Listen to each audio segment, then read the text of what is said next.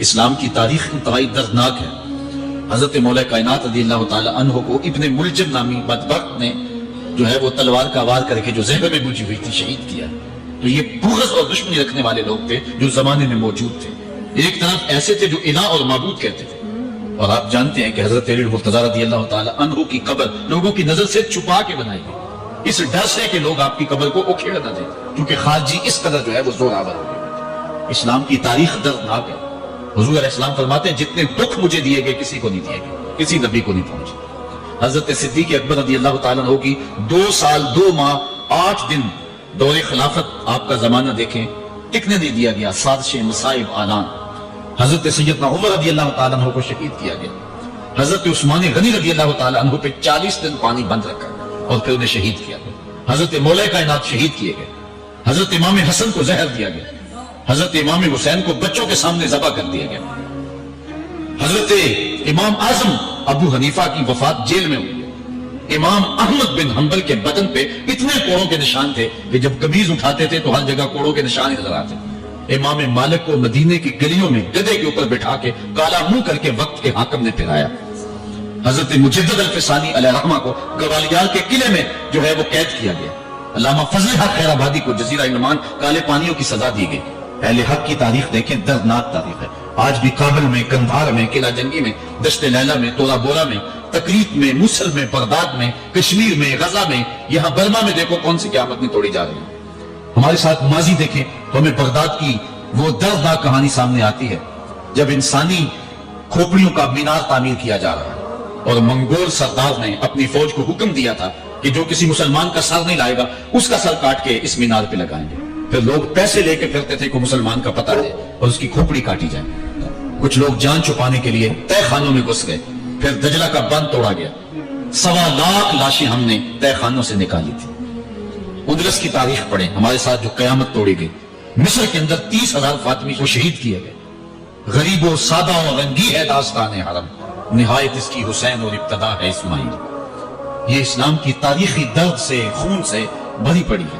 تو حضرت مولا کائنات سیدنا علی مرتضیٰ رضی اللہ تعالی عنہ کو اس وقت اگر خدا کہنے والے بدبخت تھے تو ان کو شہید کرنے والے، اور اس ڈر سے کہ ان کی قبر کو کھیڑ نہ دیا جائے، خارجی اتنے زور آور ہیں تو ان کو جو ہے وہ لوگوں کی نظروں سے چھپا کر کے جو ہے وہ رکھا گیا۔ اور ایک دور وہ بھی آیا کہ ممبروں پہ بیٹھ کے مولا علی کو گالیاں دی جاتی تھی۔ یہ تاریخ میں یہ دور بھی آیا، آپ پڑھیں تاریخ، بنو امیہ کا ایسا دور بھی دنیا نے دیکھا ہے۔ اسی لیے حضور نے فرمایا تھا من سب علیٰ فقد سبنی، جس نے میرے علی کو گالی دی اس نے مجھے گالی دی۔ اور لوگوں نے ممبروں پہ بیٹھ کے باقاعدہ حکومت کی طرف سے یہ جو ہے وہ قانون تھا کہ تمہارا خطبہ مکمل نہیں ہوگا جب تک علی کو گالی نہیں دو گی۔ یہ لمحے بھی آئے جب اس دور میں دشمن علی موجود تھے، مبغضین موجود تھے، اور افراط محبت میں رکھنے والے موجود تھے۔ تو یہ دور تو اسلام کا حضور کے دور سے 1400 سال پیچھے ہے، تو یہاں بغض رکھنے والے بھی موجود ہیں۔ اس عنوان کے ساتھ اگر عنوان چھیڑوں تو یہ لمبی گفتگو ہو جائے گی، یہ میرا موضوع نہیں ہے، لیکن اتنی بات میں کہوں گا، اللہ کا شکر ادا کرو، اللہ نے تجھے اہل بیت کے در کا بھی غلام بنایا ہے اور صحابہ کا بھی غلام بنایا ہے۔ کچھ لوگ صحابہ کا نام لے کے اہل بیت کو برا کہتے ہیں، کچھ اہل بیت کا نام لے کے صحابہ کے خلاف بکواس کرتے ہیں۔ ہمارے بزرگ فرمایا کرتے تھے صحابہ نبی کے در والے ہیں، اہل بیت نبی کے گھر والے ہیں۔ ہم کہتے ہیں گھر والوں تجھے بھی ہمارا سلام، در والوں تجھے بھی ہمارا سلام۔ ہم در والوں کو بھی سلام کرتے ہیں، گھر والوں کو بھی سلام کرتے ہیں۔ کسی نے حضور خطیب الاسلام سے پوچھا تھا کہ حضرت عائشہ افضل ہیں یا حضرت فاطمہ افضل ہیں؟ پوچھنے والے نے تو صاحب کو پھنسانا چاہا تھا، لیکن جن کے عقیدے صاف ہیں وہ پھنستے نہیں ہیں، ان کے عقیدے واضح ہوتے ہیں۔ تو حضرت صاحبزادہ نے فرمایا کہ میاں اگر دیکھو بیٹی ہونے کی حیثیت سے تو فاطمہ بیٹی ہے نبی کی اور عائشہ بیٹی ہے ابو بکر کی۔ ابو بکر کی بیٹی نبی کی بیٹی سے افضل تو نہیں ہو سکتی، اور اگر دیکھو بیوی ہونے کی حیثیت سے فاطمہ بیوی ہے علی کی اور عائشہ بیوی ہے نبی کی۔ علی کی بیوی نبی کی بیوی سے افضل تو نہیں ہو سکتی۔ تو یہ اپنے عقیدے کو واضح کر دیا۔ اللہ آپ کو سلامت رکھے اور حق کی راہوں کا مسافر رکھے۔ آج کا عنوان ہے حضرت مولا کائنات کے اقوال حکمت، ان کی زندگی کا نچوڑ۔ اللہ نے بصیرت کا جو نور اور جو ہے وہ دانش اور فہم و ادراک کے جو اجالے مولا کائنات کو دیے تھے وہ انہی کا مقصود ہے۔ ایک ایک بات سے نور نکلتا ہے، اور اللہ قرآن میں فرماتا ہے جس کو حکمت عطا کر دی گئی اس کو خیر کثیر عطا کر دیا گیا۔ حکمت وہ اس بات کو کہتے ہیں کہ جس کو لوگ نقل کریں اور جس سے فائدہ حاصل ہو۔ حضرت مولا کائنات کی باتوں کو لوگوں نے لکھا، یاد کیا اور آگے منتقل کیا۔ آج سارا دن اور گزشتہ شب حضرت مولا کائنات کے بہت سارے فرامین کو پڑھا ہے۔ सैकड़ों के एतबार से मुख्तलिफ कुतब से खंगाला है, और जिस तरह वो एक मक्खी शहद निचोड़ती है, एक एक फूल पे बैठ करके रस तैयार करती है, एक शहद आपके लिए तैयार किया है और आज की मजलिस में आपकी नजर करना चाह रहा हूँ। और देखिए कि मौला कायनात हिकमत के कैसे दरवाजे हैं। इसीलिए हुजूर ने फरमाया आना दारुल हिकमत व अलीयुन बाबुहा, आना मदीनतुल इल्म व अलीयुन बाबुहा, मैं हिकमत का घर हूँ, अली दरवाजा है, मैं हिकमत का शहर हूँ, अली उसका दरवाजा है। तो शरीफ लोग शहर में दरवाजे के रास्ते ही जाया करते हैं, दीवारें फलांग करके जाना शरीफ लोगों का शेवा नहीं होता है। इल्म की खैरात लेनी है तो मौला अली की दहलीज पे आना होगा। हजरत मौला कायनात फरमाते हैं मैंने अपने इरादों की शिकस्त से अपने रब को पहचाना है। जो मैं मनसूबा बंदी करता हूँ नतीजा ये निकलेगा, मेरा ख्याल होता है ये होगा, लेकिन ऐसा नहीं होता, होता वो है जो रब को मंजूर होता। इसलिए मैं अपने इरादों की शिकस्त से अपने रब को पहचाना।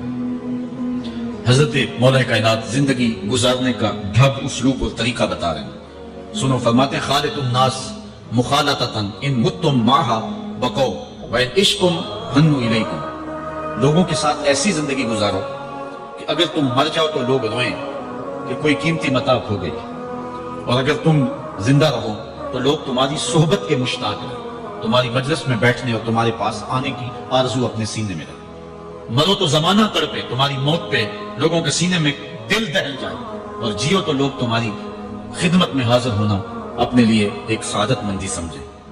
मौला कायनात रज़ी अल्लाह ताला अन्हु दुश्मन पर ताकत पाने वाले के लिए एक नसीहत करते हैं। फरमाते हैं इज़ा क़दरता अला अदुव्विका फजलिल अफ़्व अन्हु शुक्रन लिल क़ुदरति अलैहि। जब तू दुश्मन पर गालिब आ जाए तो दुश्मन पर गालिब आने का शुक्रिया क्या अदा करना है। दुश्मन एक बहुत बड़ी मुसीबत है, लेकिन दुश्मन ज़ेरे दाम आ गया और वो तेरे काबू में आ गया और उसका सर तेरे पांव तले है।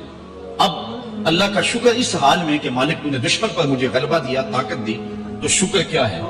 हजरत मौला कायनात फरमाते हैं दुश्मन पर गालिब आने का शुक्रिया यह है कि दुश्मन को माफ कर दो। ये बड़े लोगों का शेवा होता है। जब दुश्मन काबू आ जाए तो फिर उससे दरगुजर करना, ये अल्लाह ताला का शुक्र अदा करना है। ये अल्लाह ताला जल्ला शानहू की उस करम नवाजी का शुक्रिया अदा करना है। ज़ुहद क्या है। हजरत मौला कायनात रज़ी अल्लाह ताला अन्हु का एक 4 लफ्ज़ी फरमान सुनिए, और ज़ुहद की तारीफ कितनी खूबसूरती के साथ की। फरमाने लगे अफ़ज़लु ज़ुहद इख़फ़ाउ ज़ुहद, बेहतरीन ज़ुहद ये है कि ज़ुहद को पोशीदा रखा जाए। बेहतरीन ज़ुहद ये है कि ज़ुहद को पोशीदा रखा जाए। हम तो अपनी इबादतों, अपनी नेकियों, अपनी समाजी खिदमात के इश्तिहार छपवाते हैं। वो किसी जमाने में हम सुनते थे नेकी कर दरिया में डाल, और अब कहते हैं नेकी कर अखबार में डाल। यहाँ ज़ुहद तर्क दुनिया, अल्लाह ताला की इबादत का जो ज़ौक़ बंदे को नसीब होता है, वो बेहतरीन और अफजल ज़ुहद क्या है। कहा ज़ुहद को पोशीदा रखना, ये अफजल ज़ुहद है।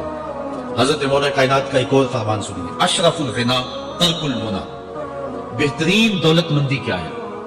जिसके पास मुरब्बे ज्यादा हैं, जिसके प्लाजे ज्यादा हैं, जिसका बैंक बैलेंस ज्यादा है, जिसके पास जो है वो बहुत सारी दौलतें हैं, सोना और चांदी के अंबार हैं, कौन सबसे ज्यादा दौलतमंद है। अफजल दौलतमंदी क्या है। तो हजरत मौला कायनात फरमाते हैं कि अफजल दौलतमंदी ये है कि आरज़ुएं तरक